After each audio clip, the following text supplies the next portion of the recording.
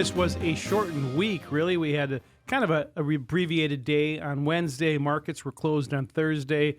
You could have shot a cannon off through this place on Friday, right? So there wasn't a lot going on this week, other than there was a lot going on. I mean, the markets really had a nice turn after the Nvidia balloon that we saw last week. That's right. When we looked at what happened with Nvidia, there were some concerns about, our valuation's too high. And we thought that maybe it was just more technical selling because their earnings were really good. The stock was up 5%. And then all of a sudden you had what we would characterize as profit taking, pushing the price lower.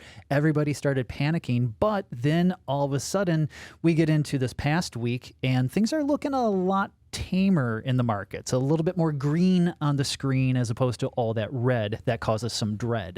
Very nice. Thank you. I've been practicing that. All right. So, we saw that happening. Nvidia, of course, did get a little bit of a black eye, using a lot of colors here today. But part of that was Google said that they were making some strides. Now, I don't see the math to that, right? But Google has definitely made some strides, as well as, more importantly, in my mind, the Federal Reserve odds of a rate cut went from something like 30 or 40 all the way up to 80% in the first week of December. And let's maybe unpack both of those, because in terms of with Google, it was announced that Meta, also known as Facebook, that they were likely going to be purchasing some of these, they're called TPUs, these tensor processing units from Google for these large language models, the things like ChatGPT, Meta's version, which is Llama.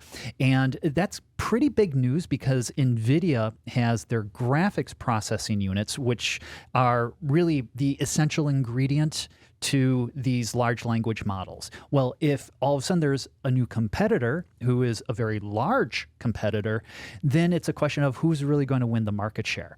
And so Google, it responded very favorably to that.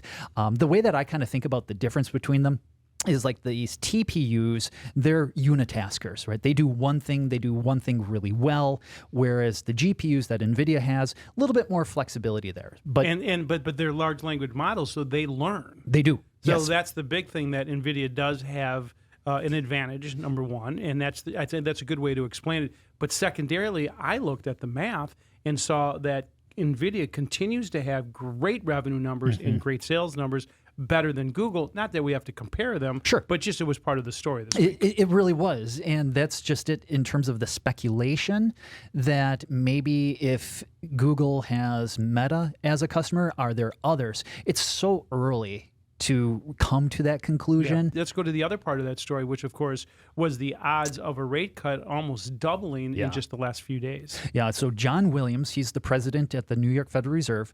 He's sometimes known as what's part of the brain trust of the Fed. Really? Could you imagine the non-brain trust of the Fed? I know, it's kind of like, it's insulting. There's only like 3 of them considered the brain trust. What are the rest of them? And there's 1,000 PhDs, Mr. PhD. That's right. That work for the Federal Reserve. I know. Isn't that incredible? I mean, it's really a full employment program for economics PhD programs. Exactly. There you go. But when he said that he thinks that it would be appropriate to continue to cut rates in the near term, he didn't specify December 10th when they're meeting next, but that's kind of implied. Chris Waller, who is on the board of governors, he really came out and said in December, I think we should cut.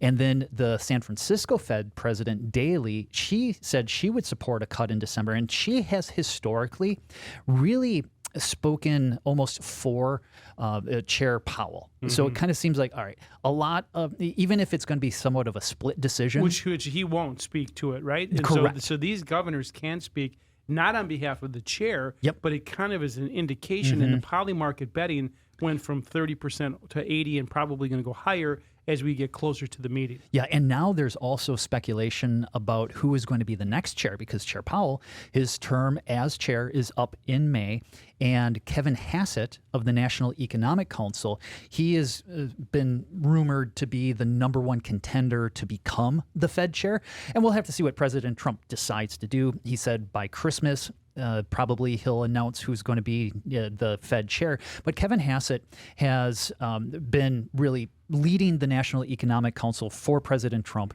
but very good qualifications in terms of in the economics profession.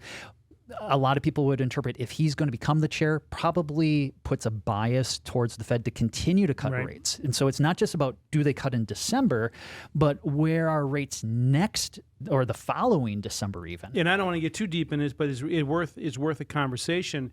Is the odds were down because of bad news, right? And so as we're going into the holiday season, there were two pieces of ouch news. One of them was the consumer confidence declined precipitously. Yeah, and this is a lot of, when you read the write-in comments for these things, because we always see the headline number, but oftentimes they will release a few of like key themes that they found from the survey respondents.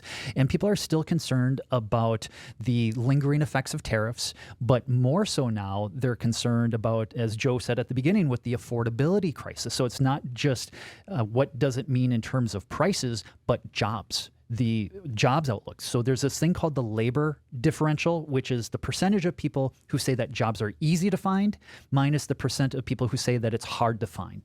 And it's beginning to tip more towards people saying it's harder to find a job than easier. And I think that really has made it where the Fed is more likely to cut because of some of this labor market weakness that we're seeing. And that's why I often say that bad news is good news, because it was bad news that's going to cause the Fed to cut. Why is that good news? Because it allows interest rates to come back down, and the equity markets like it better than higher interest rates.